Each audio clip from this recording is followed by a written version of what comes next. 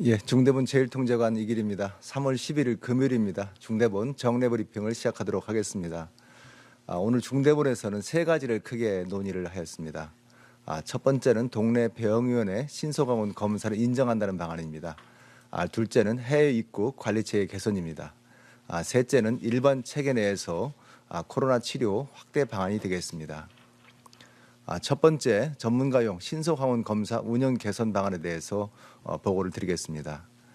현재는 동네 병원에서 전문가용 신속항원 검사를 받고 그 결과가 양성일 경우에는 추가로 보건소에서 PCR 검사를 받아야만이 확정이 됩니다. 그리고 그래야만이 격리나 재택치료 대상이 되게 되어 있습니다. 3월 14일 다음 주 월요일부터 되겠습니다.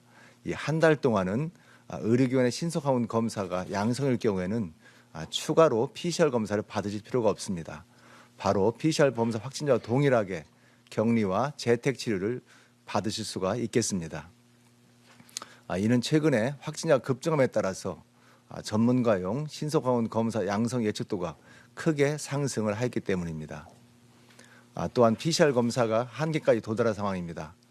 보다 빨리 진단하고 먹는 치료제를 빨리 처방하기 위해서 중증화를 낮추기 위함도 있다는 말씀을 드리겠습니다.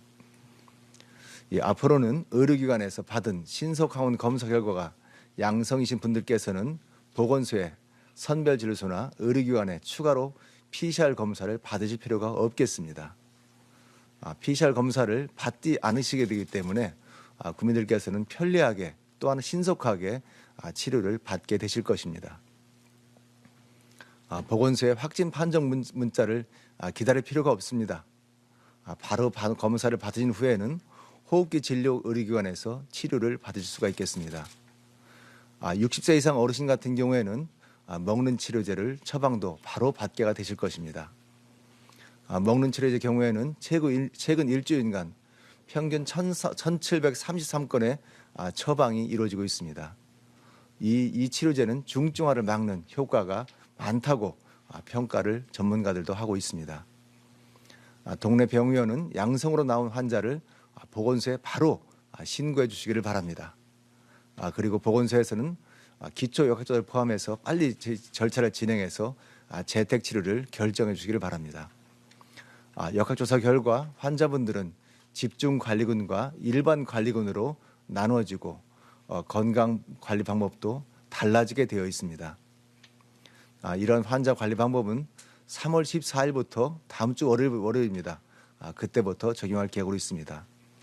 이건 환자가 많을 것으로 예상되는 앞으로 한 달간 한시적으로 시행을 해보겠습니다. 그리고 평가를 한 후에 연장 여부를 검토하도록 하겠습니다.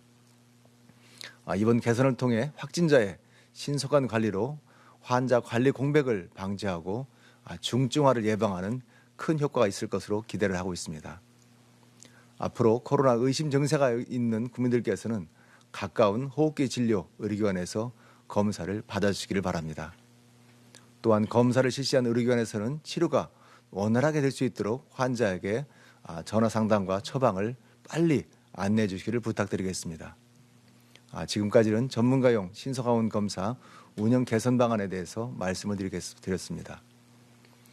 지금부터는 해외 입국 관리체계 개편 방안에 대해서도 설명을 드리겠습니다.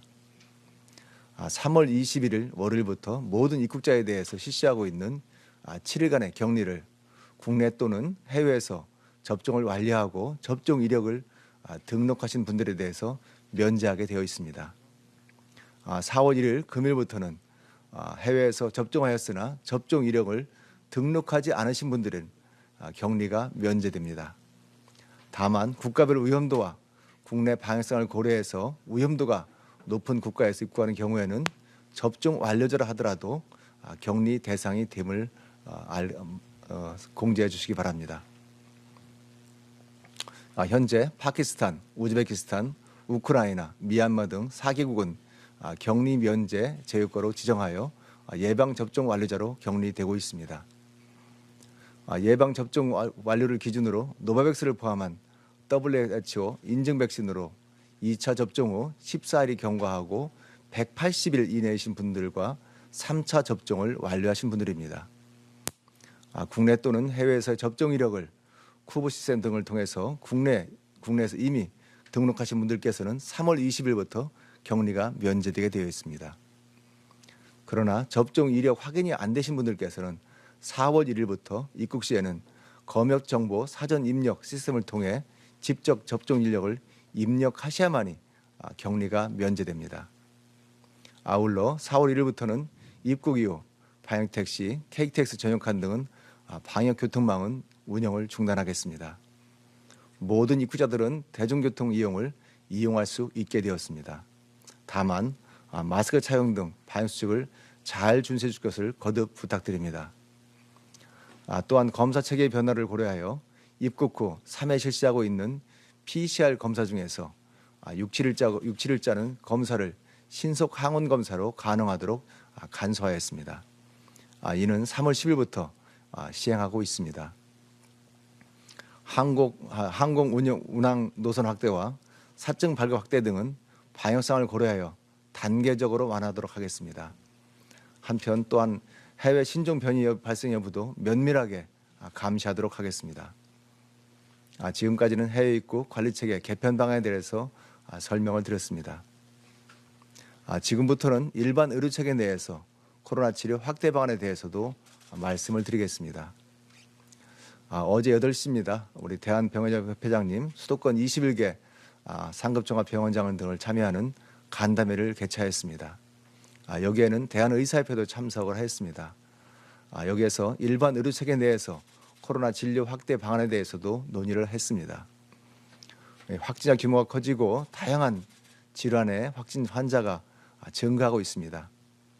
특히 오미크론 증상이 없거나 경미한데도 호흡기의 질환, 기저질환이 필요한 환자들이 입원 환자들이 다수가 지금 생기고 있습니다. 이런 상황에서 코로나 음압병실에서만 환자를 치료하는 시스템은 지속 가능하지가 않습니다. 그리고 효과성도 매우 떨어지는 것도 사실입니다. 이에 일반 병실에서 코로나 환자를 치료하는 의료체계의 전환이 필요한 시점입니다. 정부는 3월 8일 음압병실이 아닌 일반 병실이나 수술실에서도 코로나 환자를 치료할 수 있도록 의료기관 감염 예방 관리 지침을 개정을 하였습니다. 코로나 일반 병실로 코로나 환자는 일반 입원 병실도 일반 병실에서 사용이 가능합니다. 수술투석 분만실인 경우에는 종전에는 음압병실만 수술실만 사용하도록 되어 있습니다. 이제는 일반 수술실에서도 사용이 가능하게 되어 있습니다. 감염내과나 호흡기 내과의 오미크론 치료보다 다른 전문 과목의 의료진들이 기저질환의 치료가 필요한 상황입니다. 적극적으로 일반 병실 활용을 해주실 것을 의료계에 적극 요청드립니다. 일반 병동에서 코로나 치료를 받더라도 병실료와 오미크론에 관련 치료비는 들지 않습니다. 다만 기저질환 치료 비용은 종전처럼 건강보험이 적용되고 일부의 본인 부담이 발생하게 되어 있습니다. 서울대병원은 2월 20일부터 일반 병동 내에서 확진자 치료에 이미 나서고 있습니다. 현재는 10개 병동에서 17명의 확진자가 치료를 받고 있습니다. 선제적으로 병원 내 감염 지침을 정비하고 병원 내 감염 관리를 철저히 하고 아직까지도 감염 사례는 나온 적이 없습니다. 정부는 이런 사례를 참고하여 더 많은 코로나 환자가 일본 의료체계에서 제때 적절한 치료를 받을 수 있도록 의료계 협조를 부탁을 드리겠습니다. 정부는 의료계와 협력하여 보상과 재원 관리 등 일반 의료체계 전환에 필요한 모든 제도적 예산적 지원을 해나가도록 하겠습니다. 임원 오미크론 유행의 정점이 1, 2주 내에 도달할 것으로 예측되고 있습니다. 현재까지는 방역체계를 개편하고 의료체계 과부라든지 이런 것을 없도록 적절하게 대응하고 있는 중입니다. 이 상태로 유행 정점이 예측되게 돌아야 한다면 방역 의료체계 대응 관리 범위 내에서 이번 오미크론을 잘 대응할 수 있도록 저희는 보고 있습니다. 조금만 더 힘을 내어 정부와 국민들 그리고 의료계가 혼연일체가 되어 대응한다면 이번 위기를 극복하고 보다 일상에 가까운 상태로 전환이 가능합니다. 정부는 중증 환자와 사망표를 최소화하고 국민 여러분께서 일상을 되찾아드리기 위해서 최선을 다해 노력하겠습니다. 국민 여러분께서도 방역수칙 준수라든지 이 모든 것을 함께 해주시기를 거듭 요청드립니다. 감사합니다.